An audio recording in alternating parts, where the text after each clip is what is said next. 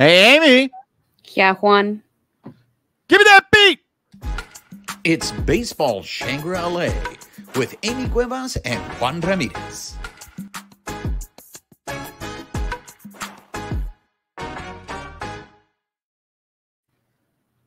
What's up, party people? She is Amy Cuevas. I am Juan Ramirez. You are listening or watching Baseball Shangri-La.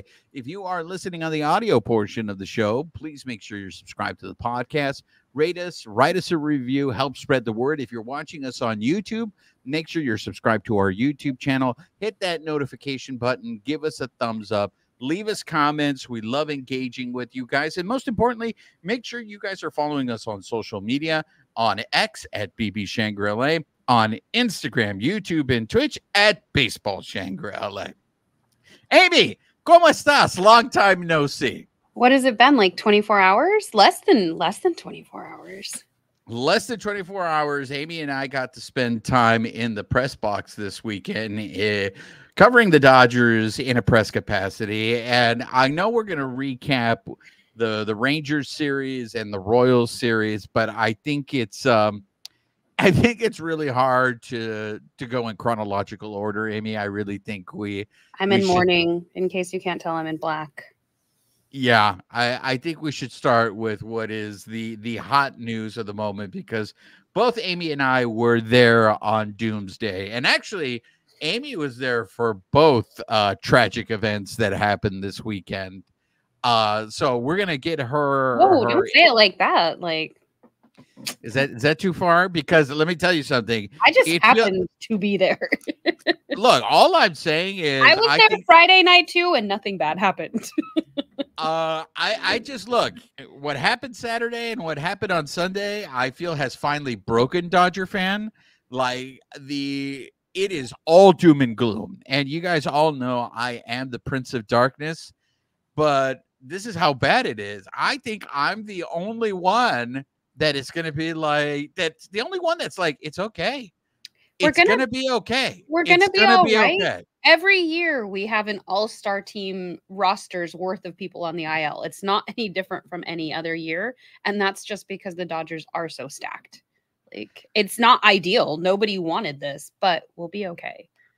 I mean, it is all doom and gloom. So let's start with the latest. I don't know if you saw this, Amy, but this is, at the time we are recording this is fresh off the presses. I don't think this is a surprise to anyone, but Dave Roberts just said that Mookie Betts is going to be out 6 to 8 weeks. He was put on the IL early this morning.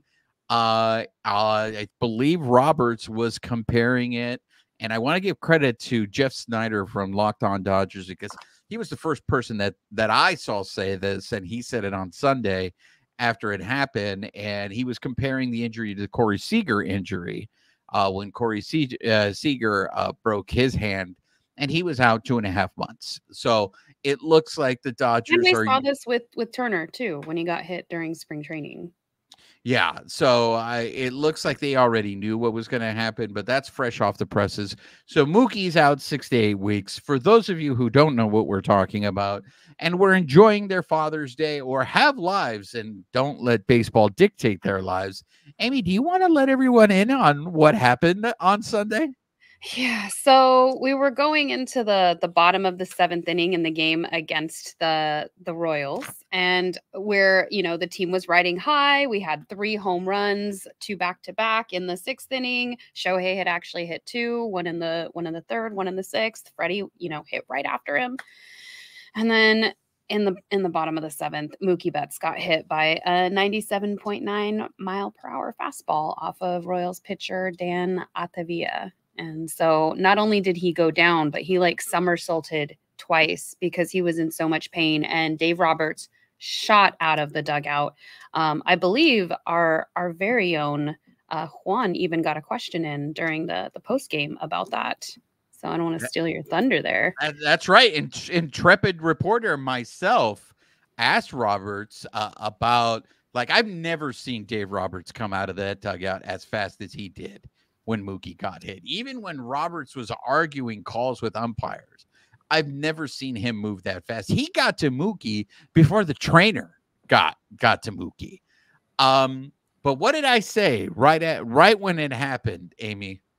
Did I not say it to you, or did I text it? Did you think it to yourself or text it? I don't know. I was more like sitting there like, oh, when it happened. I think I texted it. I texted it to my ever positive. I said it was broken.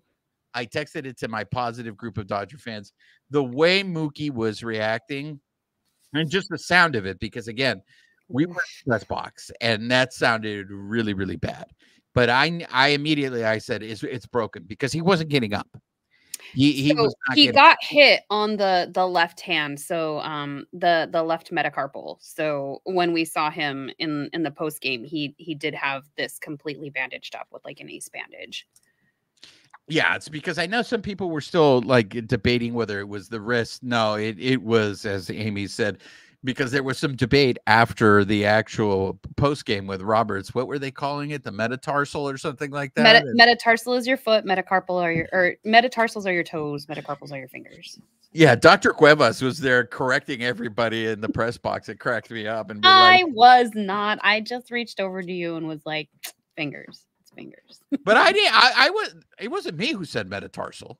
Right? No, it was Dave. It was Dave Roberts. Dave Roberts said it. He's like metatarsals, metacarpals. He's like, one of those in the post game. So when we came upstairs, I was like, it's carpals. Dr. Cuevas is just like, Roberts doesn't know his anatomy. We know who was it. I did not say that. No, but I mean, all that stuff, it's hard to remember. There's so many different, I mean, we're going to talk about some of the other players and what Yamamoto has. And, you know, there's a lot of technical words on the body. So I want to paint a picture because of the fact that we were there in a press capacity. And I want to let you guys know, when we were there, I was fully under the impression we weren't going to see Mookie, because they didn't let us into the clubhouse after the game. We had interviewed Shohei Ohtani in a hallway, and after that, we interviewed Tyler Glasnow and Roberts in the Dodgers media room. So the fact that we were conducting all the interviews outside of the clubhouse, I did not think we were going to have access to the clubhouse. To our surprise, after we finished interviewing Roberts, Amy and I are getting ready to go back up to the press box, and we saw that everybody was in the clubhouse. Of course, Amy and I are like, should we go? So Amy and I go, and there comes Mookie. And he was in, what would you say, Amy? It was an air cast, and then it was wrapped up at that point. Oh, all I saw when I saw him after we all started to leave, he had just an ace bandage, like wrapped like around the whole hand. So it wasn't like anything was exposed. But you don't think there was an air cast underneath it and then they wrapped it? I wasn't trying to invade his privacy that much. I was, it was more just, hey, let's get what he has to say, let the guy know. I hope he takes care, and then let's give him his privacy. And what he had to say, I thought was very telling. And I wanted to get your reaction on this, because obviously he was very somber. I think he was probably still in a lot of pain after it happened. But I wouldn't have been upset, media, fan, whichever hat you want to wear, if he had not talked to us, because what he went through, he shouldn't have. I'm not saying he shouldn't have. Let me rephrase. Like, he didn't need to talk to the media. We all understood where he was at. The fact that he did come out and address the media, I commend him, because it wasn't particularly necessary in that moment. That's why I was surprised. I was very surprised that he was talking to the media. But one of the things he said I thought was very interesting, and I think it was very telling also, in terms of how he said, I'm going to be rooting on the guys and all that stuff. But he had also mentioned that maybe this was going to be something that was going to help him clear his head.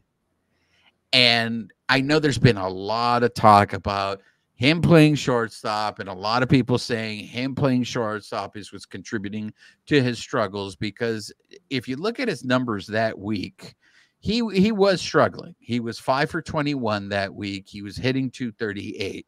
But to hear him actually say that this might actually be good for him because it's going to clear his mind, to me,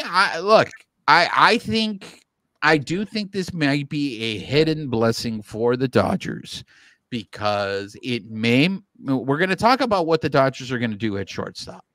But the way I think this might be a blessing for Mookie is he's going to have 2 months to rest, When he comes back, if the Dodgers still need him at shortstop, he can play shortstop, but wherever he is, I think he's going to be well rested going into the playoffs. I don't think he's going to be I feel like he kind of ran out of gas towards the end of last year going into the playoffs, because if you remember that September, he was in a horrific slump going into the playoffs. See, and I didn't hear it that way when he was saying it. I felt like he was just stating facts. Like he's gonna have time off. He's gonna get a reset, and then whenever he's healed, he's gonna come back. Like I guess I just look at it like he's an athlete. I feel like people have added too much to this narrative that shortstop is taxing him. Whether he's playing in right field or he's playing at shortstop, he's going to work just as hard at either. So I guess I mean, players are going to go through slumps. He went through one at the end of the year. To your point, he might have been tired at the end of the year. We see that with a lot of players. I feel like that's the narrative for a lot of catchers, that we don't give them credit of like, oh, well, this catcher wasn't producing at the end of the year. Yeah, they're tired. Like you're not relying on your backup catcher more readily through the season. I just think he's in one of the ups or the down. He's in one of the downs of baseball. But I mean, if he had not gotten injured, I still think he would have been fine playing. He would have found it. They're all searching for it. They're all trying to find their stride. So I guess they see it on a little bit different side of the spectrum. But I think, and then so immediately Roberts had said the way they're going to address this is that Miguel Rojas is going to get the majority of the time at shortstop. Quique is going to be spelling Rojas at shortstop. Look, Miguel Rojas is having a great season. What we're going to find out, I think, is something that we saw with Quique, and that is maybe part of Miguel Rojas' success this year was that he was used sparingly. He was used more in a utility role, and you see what happens when you play every day, right? There's a lot of ups and downs. It's really hard to do what's stuff like Freddie Freeman does, where he's a machine and the level of consistency. Even Federico, especially this year, has had a lot of up and downs. Amy, do you think this is the correct approach right now? Go to Rojas, go to Quique, continue that? Or are you like the mob that I saw on social media that is already demanding a trade, that already wants Bo Bichette in the Dodgers uniform yesterday? Like I said, I'm very curious as to what Andrew Friedman is going to do, because and we're going to get into the next episode, but I think this injury does impact largely what the Dodgers are going to do at the trade deadline, because I don't think you were someone that essentially subscribed to the theory that the Dodgers were going to trade for a shortstop, right? I don't think so. But to your original question, I guess I don't understand why people underestimate Miguel Rojas at all. He played 124 games last year. That's not like, oh, he was, he got more playing time because Lux got injured. He played a good portion of that season. That's not, oh, he played like 60 games or even 90 games. He played 124. He may not have been every day because he obviously got spelled a little under 40 of the 30. I don't know. I'm trying to do math in my head. 38 games he got spelled. He was in there 124. So give the guy his due. He's a good shortstop. So if he's going to be swapping in and out with Quique, or if he plays a majority of the time, he's going to be fine. So he's I don't know why he gets so underrated, I guess. I think the concern with Miguel Rojas is, yes, he played 124 games last year. If you look at his batting average, it's not what he's hitting now. And I think the theory was because he played so many more games last year, he got exposed offensively. The way the Dodgers were using him this year is a perfect way to set him up for success, because he was facing a lot of left-handed pitching this year. He's hitting 278. Towards the end of last year is when you started to see his bat come around, but consistently at the beginning of last year, he wasn't there offensively. Right, but if you're splitting time with Quique now, if you're saying he's not going to be the everyday, but he's going to split it with Quique, then you're essentially doing what we did with him last year, but also giving him a leg up because there is going to be more time split at that potential position. And I think that's what the Dodgers, obviously it's an immediate need, but I think that's what the Dodgers are going to have to decide. But they've already said Bo Bichette isn't on the market. They're keeping them or they're keeping him. They're keeping the set, Tim and Guerrero Jr. They're keeping Vladdy together. So, I mean, the thing is this. The Blue Jays GM, I think, is smart enough that he's not going to put his cards out there. He's not going to announce to the world, hey, Bo Bichette is available. But I'm sure he's going to field some calls to be like, what is it going to take? Like, for me, the price for Bo Bichette was already going up. And what happened yesterday with Mookie, his price just went up even more. I think you're right in the sense the Blue Jays don't have to trade Bo Bichette. But now, as a Blue Jays GM, you got to see how what's the word I'm looking for in how desperate are teams, and if they feel like Bo Bichette, because I feel, especially in the National League, even though the Phillies look great, I think right now it is wide open in the National League. So if you're a GM and you think that Bo Bichette is a guy who can help you and put you over the top, he is hitting 237 right now, which I think is a point you made a couple episodes ago. We've actually got Rojas hitting at a higher clip than Bichette right now. When people were talking about Bo Bichette, I made that point and be like, this is who you guys want? Like, look, we already have candidates for regression already on the roster, and the price tag for Bo Bichette, because he's young, is going to be high. But again, right now, if you're a Blue Jays GM, you don't have to trade him, but you can see who gets desperate and who ends up making a ridiculous offer. But I think what the Dodgers are going to do between now and the trade deadline is they're going to see how Miguel Rojas looks like. We're jumping next episode. Yeah, we are getting all right. So, but look, the Dodgers had to do this. I mean, Miguel Rojas is their option. The one thing I'm glad they didn't say is, hey, they're going to put Gavin Lux back at shortstop, because if they did that, I think my mind would have exploded, because I would have been like, are you kidding me? This is what started this whole mess, and now you're going to go back to it.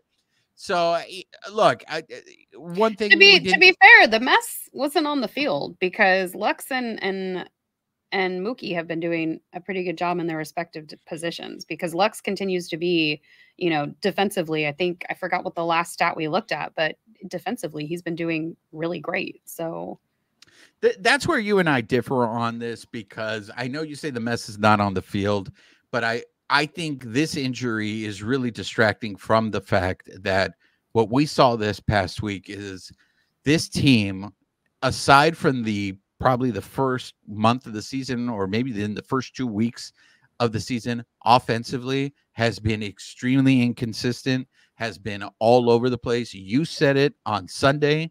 They won that game because they hit 3 solo home runs. You have been a champion of small ball.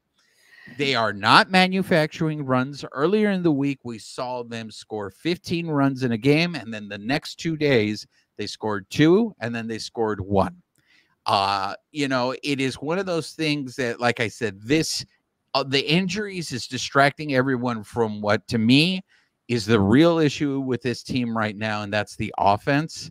Like the pitching, I tip my hat to them. Even in that bullpen game, they gave up 3 runs. That's a quality start from the bullpen, and they lost that game. They lost that game because the Dodgers could only muster 1 run. So for me, that's what we're not talking about enough, because this has been going on for a while now. This isn't just a stretch. The level and consistency, I know there's that stat of how great the Dodgers are when they hit multiple home runs in a game, and how bad they are when they don't hit any home runs. So then what do? We're just going to completely scrap people? Because I know we're not going to sit the majority of the roster. It becomes, they've just got to figure it out and, either get the head trash out and somehow start clicking, or, firing on all cylinders. But I mean, what are you going to do to beef it up? Are you just going to trade everybody? No, and this is the reason why I am not doom. And look, I'm the Prince of Darkness. This is the reason why I don't think this is doom and gloom. Now, there's a lot of people on this roster that know they're going to get playing time because Mookie's not there. They don't have an option. They're going to have to play, and these guys are going to have to produce. This is such a vital time up until the trade deadline, because if the Dodgers don't do anything in the trade deadline, or, and I know these moves are probably going to kill you, if the Dodgers end up getting Tommy Pham, Paul DeJong, none of the big sexy names out there to address these holes, I know there's going to be people that are going to lose their mind and say, this is what we're doing. This is supposed to be a year that we're going all in, and this is how we're addressing these holes. In a perfect scenario, what I would love, and I said this jokingly the other day to my pessimistic Dodger fan group, I said, watch, Chris Taylor is going to go on a tear now. And they all laughed at me, right? And I said, well, they're like, why would you say that, Juan? And I said, because it doesn't make sense.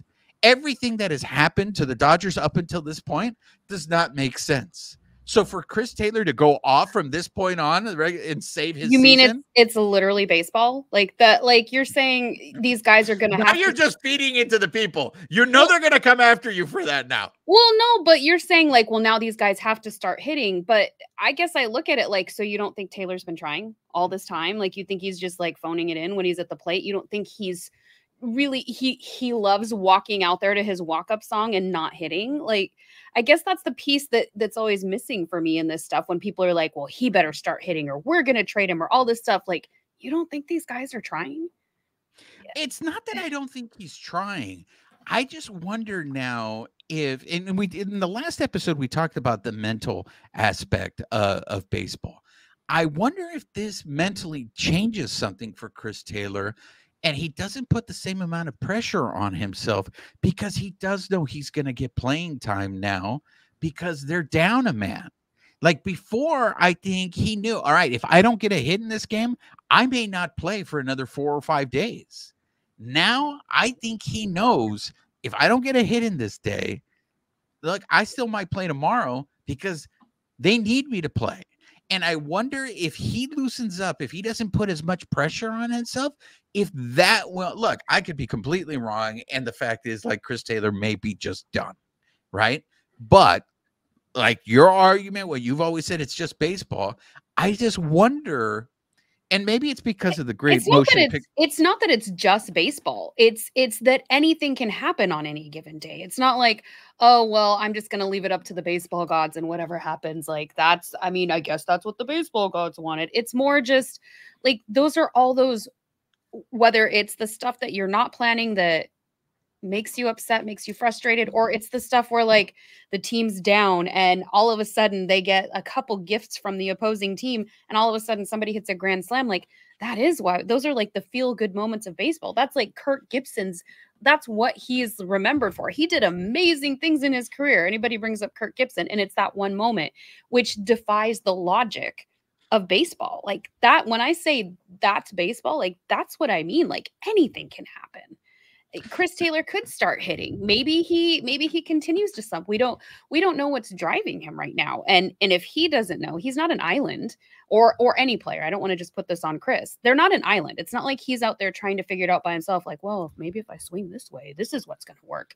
He's got a whole team of coaches. And if anybody has some of the best coaches and trainers in the league, it's going to be the Dodgers. So I don't know. Like, I feel like sometimes we tear this game so much apart that we take the enjoyment away from ourselves. Like, how much do you want to really rip at this?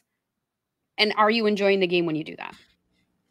I don't think it's ripping. I really think it's kind of role playing in the sense of, all right, if I'm Andrew Friedman, if I'm Dave Roberts, how do I approach this? Because right now you're behind an 8 ball.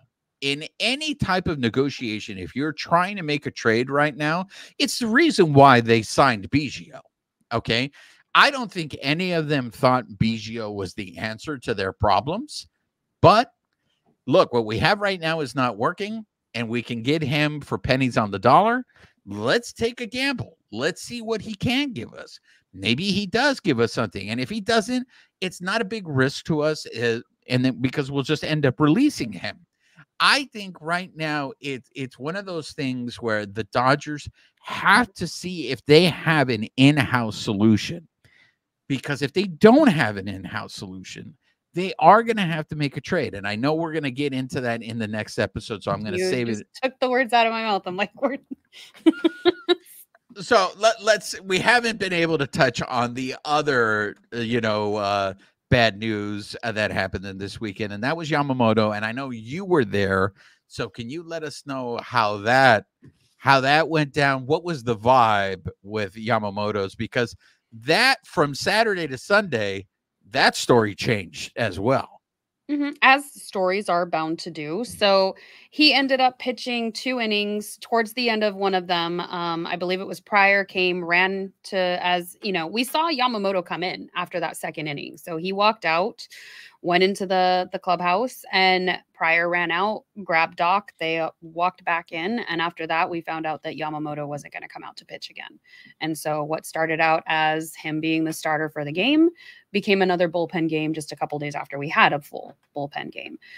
What was reported was triceps tightness. There was a lot going back and forth in the media about, well, why did you play him if you knew he had triceps tightness? And, you guys already pushed back his start.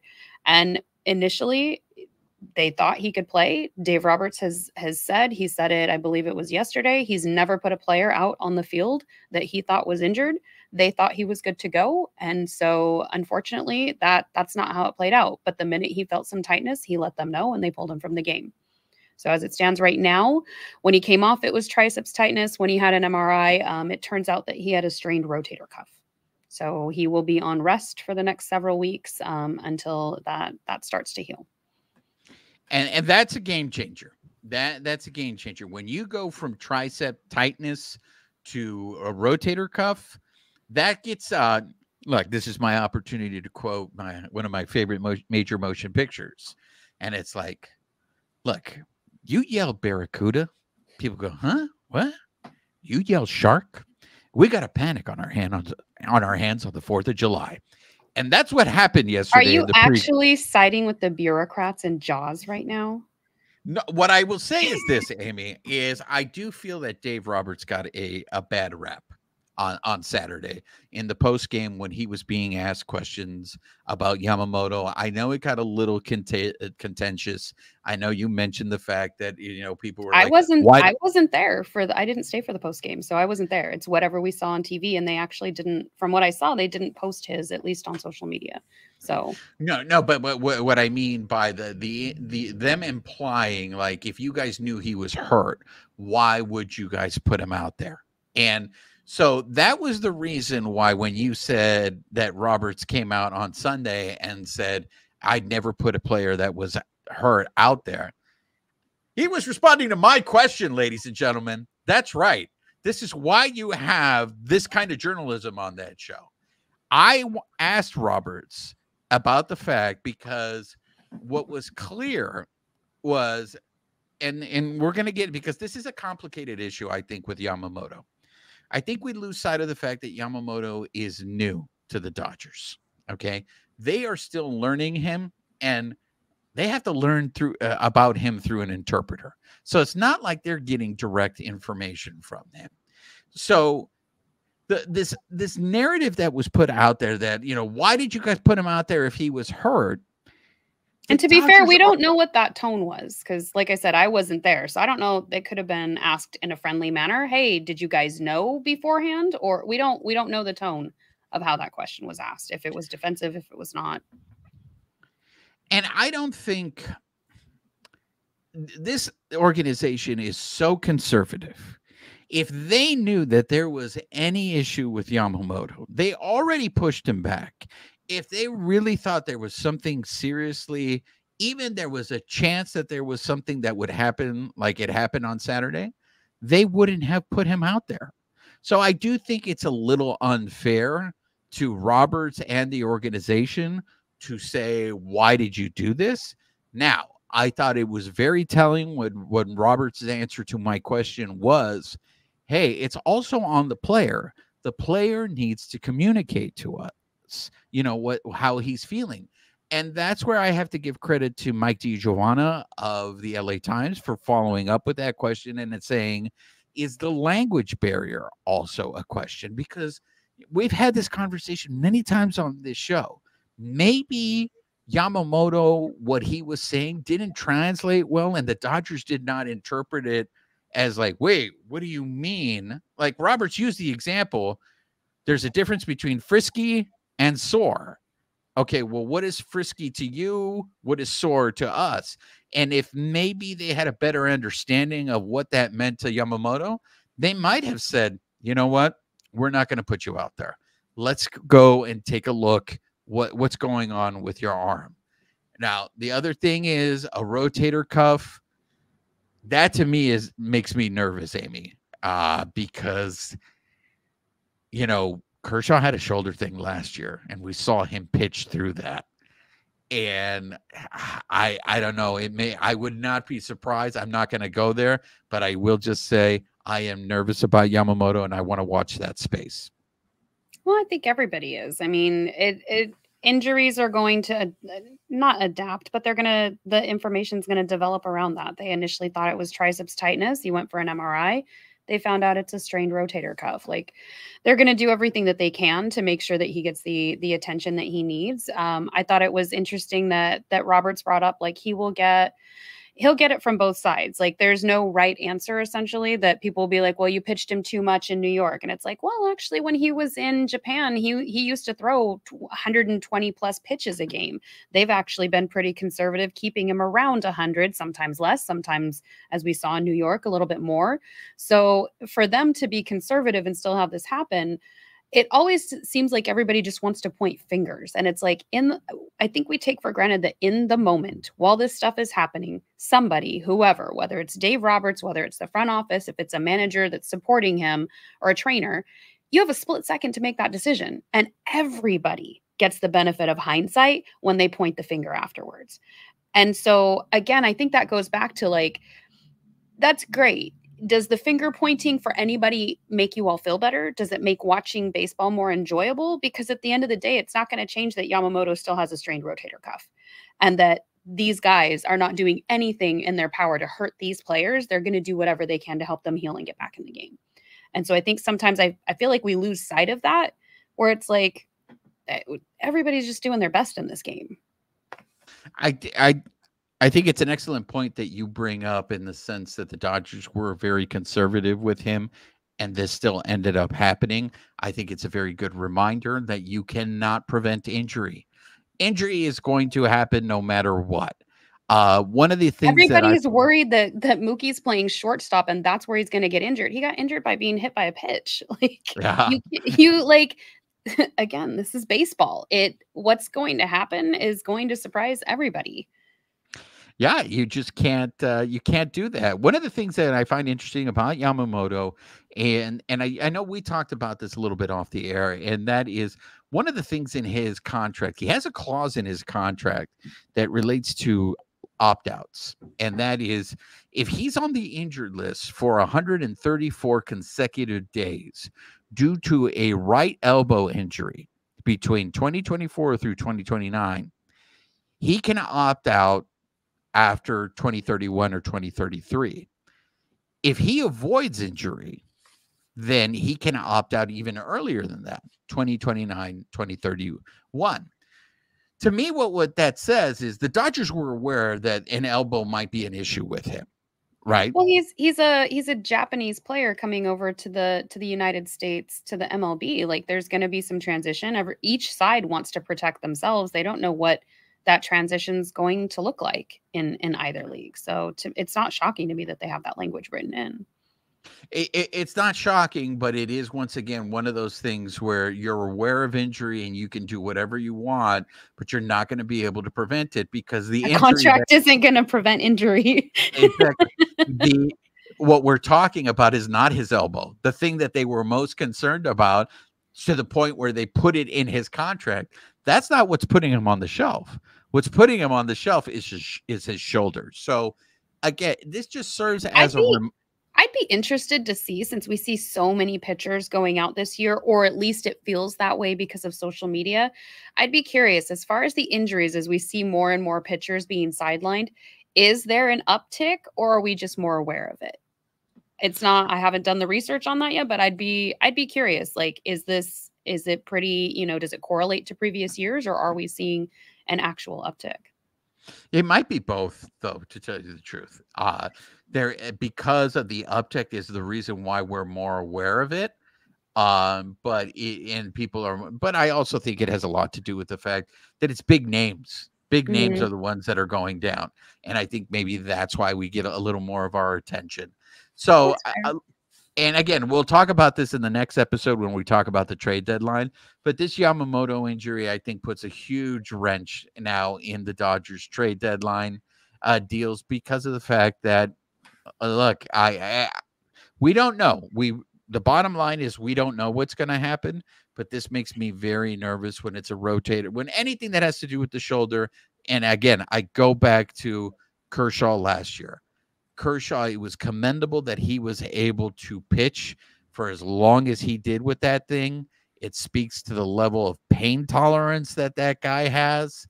But he was not the same pitcher as a result of it. And it's going to be.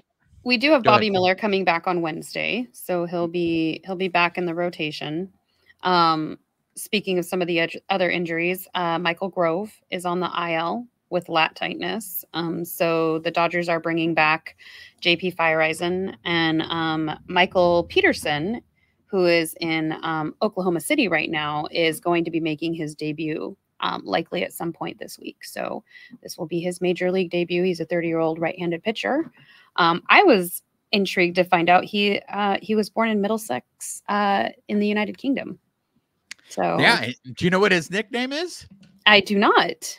British Gas. Oh, okay. He can really throw hard. the gas. Okay.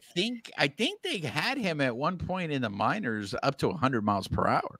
I wouldn't be shocked. He's played in 23 games this season. He's got a 2.0 win-loss record, 1.61 ERA, and he's pitched in 22.1 innings. So we'll get to see him at some point, I'm assuming during this Rockies stint. But in that as well, we've also got Vargas coming up with some of these injuries. So as you know, Mookie Betts was getting sidelined to the IL. We've got Miguel Vargas coming back for left field. And I would be remiss if I did not mention on Friday night, Chris Taylor hit his first home run. So in the game against the Royals. He was very happy. If you saw his post-game interview, for him to say the words that he didn't think that would ever happen again, it's it really puts things into perspective. Like my best friend were there. We were like 20 feet from where the ball landed, and like watching it come in and then seeing everybody just break out and celebrate was, I'm really happy for him. Good job, Chris. And I know it's going to get clipped that people are going to say, "Oh, Juan is saying Chris Taylor is going to go on a tear." All I'm saying is nobody expected Chris Taylor to hit that home run on Friday, right? And to that, I would say for anything that happens on this show or just in anybody discussing baseball, like we're all allowed to have opinions, guys. And guess what? They can change too. I will say that I know we spent a lot of time on the Mookie injury and the Yamamoto injury. The Dodgers did play baseball this week. They ended up splitting the homestand. They went 3-3. I know they had a disappointing loss of a series against the Rangers. They were able to bounce back against the Royals. Look, they faced the Royals' best pitchers, and this Royals team, it's not like they're the Royals of the past. I mean, Bobby Witt Jr. This is a team, last I checked, I mean, they were close, if not 10 games over 500. They're in second place in an American League Central that you could probably make an argument maybe stronger than the National League West. I know people may fight me on that, but I think it was big that the Dodgers bounced back facing the Royals' three best pitchers. The Rangers series, I know, was disappointing, but that was because the offense, they were close games. They were super close games, and Grove ended up only going that one inning on Thursday, and that's the last time we saw him, I believe. Let me double check my notes. Yeah, we saw him on Saturday before he got placed on the IL. So he pitched one inning on Thursday and then 2 in relief on Saturday, and now he's on the IL with lat tightness. And again, this is why I feel it's an unfair criticism of the Dodgers or Dave Roberts to say, why did you guys put Yamamoto out there? The minute Grove said anything to them about his lat, because it seemed, and correct me if I'm wrong, maybe I'm misinterpreting when Roberts told us that they're putting Grove on the AL, and it seemed like it was more precautionary, just to give him some time. rest.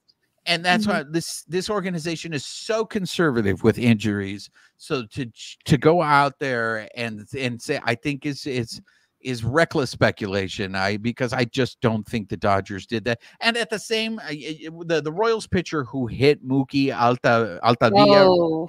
That was I think we're going to tackle that in the next episode. All right. Well, we'll deal with that in the next episode. Then I will say. Oh, go ahead. No, go ahead. What I wanted to bring up from that Rangers series, I did want to bring up the play at the plate with Andy Bacchus, because I was covering that game in a press capacity, and sometimes you don't see these moments, so I want to share them with you.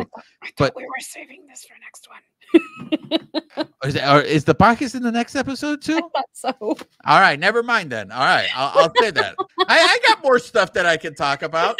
Well, I was gonna say, like, I was listening to Dave Vassay's show this weekend, and like he was getting some static from some people calling in, but there was some different stats between him and then just some of the commentators, like the 570 broadcasters. Like, so the 789 hitters were getting some flack on the radio, but somebody said they're actually hitting 290. Like going into Sunday's game, 789, they've got a 290 batting average. So for what it may appear to be and what's actually stat wise, they're actually producing. And somebody had called into question just Dave Roberts again, his management capabilities, and Vassay went to bat for him.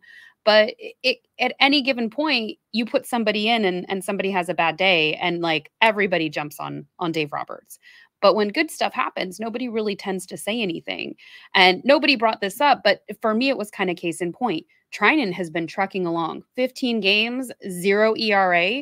And then he had a rough game on, was it Saturday? Yeah, it was Saturday. It was Saturday, but to give credit, that at-bat that AJ Melendez did was probably one of the best at-bats all season. MJ, I don't want you to get a base running blunder. MJ. What? I called him AJ, didn't I? So I was thinking go of back, AJ. Go back. I was thinking of AJ Padilla. Never mind. But Melendez's at-bat, you got to tip your hat to him. He fought him off, and then he just beat Treinen. So now, I'm going to go back to you on that point, but not only Treinen, who gave up his first runs of the season, another guy who was in the 0 ERA club joined Treinen, and that's Anthony Banda. Anthony Banda no longer has a 0 ERA. But even still, Treinen has a 263 and Banda has a 132. But I mean, that's the difference. Like you're not going to have perfect stats all the way through the season. Like stuff's going to happen. And you've even brought it up before with Vesia, a little bit slower start in the beginning. And then he picks up steam like partway through the season. But even still, these guys are going to have a lot of good days. They're going to have some rough days too. And everybody's just kind of doing the best that they can in whatever moment. I'm sure Treinen did not feel great, and having to sit through interviews after the fact, like he did it. He was a champ, just like Pages, which you're going to share in the next episode. Like a lot of this stuff, like this stuff happens. And shouts out to Alex Vesia, who is now the new leader in the bullpen for ERA. Before it was Treinen and Banda, as I mentioned, with their 0 ERA days, but now Vesia is the new leader. So congratulations to Alex Vesia. Before we wrap things up, there's just a couple other things I want to shout out, and that is, overshadowed in the Mookie news and the Yamamoto news. Tyler Glasnow pitched a hell of a game on Sunday. He went 7 innings. I think he could have gone 8. I really think he could have gone. He only threw 85 pitches. And I wonder, Amy, if the reason why they pulled him after that 7th inning was they were worried with what happened with Yamamoto. And this is one of our listeners reached out today and they were like, we need to bubble wrap Glasnow right now. And I sent them back the gift from Little Giants of the kid walking around and like he's got that like, it's not bubble wrap, but it's like the plastic wrap to protect him. Cause like, yeah, we really do need to. Look, I just don't think they can protect against that. Whether he goes 8 innings in this game or it happens if it's going to happen in the next inning, it's either the 8th inning or the 1st inning in his next start. I mean, It's going to happen. I There's nothing we can do about it. I agree to a certain extent, but that's like, yes, you only have so many pitches in the tank. But if you're doing that repetitive motion all in one night versus spreading it out over 2 outings, I think you're putting yourself in a better place to go forward than you are of like, well, it doesn't matter if it's an inning tonight or an inning in 5 days. I think it does to a certain extent. Like, let's not tax him tonight. Maybe that 1 inning of rest is what saves him the next time he goes out. Look, we may have time to get into this in the next episode, but everything that you're telling me speaks to roster construction, which is if we have a bunch of guys that have a strong likelihood of getting hurt, who is signing people that get hurt all the time? That's a roster construction issue. Well, and we can get into it. And yeah, because I was going to say, doesn't that go to like you can't bubble wrap all your players. That's impossible. Otherwise, we wouldn't have an IL. We would just be like, oh, well, you're a klutz, so I guess we'll put you on the IL. But all of you guys are good. Like, but look, Tyler Glasnow has an ERA of 3 right on the dot. Shouts out. We didn't get a chance to talk to him about him much in this episode, but Gavin Stone is right on his heels with a 3.01 ERA. And Gavin Stone just keeps trucking along, keeping the Dodgers in the games, giving them innings. Without Gavin Stone, I don't know where this Dodgers pitching staff, this starting rotation would be. Speaking of roster construction, good job for Gavin Stone. Absolutely. Some other shout outs before we end the episode. Federico had himself a very good week, hitting 409 on the week. Andy Bacchus, he's really doing a really great job of responding to that little slump that he went through. He hit 318 this week. Look, I know I had mentioned Mookie struggles this week offensively. Will Smith is another one. This is something that to keep an eye on for the second half of the season because it's been a trend the last few years, and that is Will Smith's production in the second half of the season. So that's just something to keep an eye on. Ohtani hit 2 home runs on Sunday, and he's really been going through it, but he hit 300 this week. So hopefully if Shohei is starting to show signs that whatever mechanical issues he was going through, he's kind of fixed. And he was injured. And that might be huge because if he gets red hot, he might be able to carry the Dodgers for a little bit while, Mookie gets healthy. So that's all it. That's it for me. Do you have anything else before we end things? Nope. All right. So, we're good. For those of you who have been listening to the audio portion, please make sure you're subscribed to the podcast. Rate us, write us a review, help spread the word. If you're watching us on YouTube, make sure you're subscribed to our YouTube channel. Hit that notification button. Give us a thumbs up. Leave us comments. What do you agree with? What do you disagree with? Let us know. And make sure you're following us on social media, on Instagram and YouTube and Twitch at Baseball Shangri-La and on X at BB Shangri-La. She is Amy Cuevas. I am Juan Ramirez. Nos despedimos con un beso. Amy, say goodbye to the people. Goodbye, people.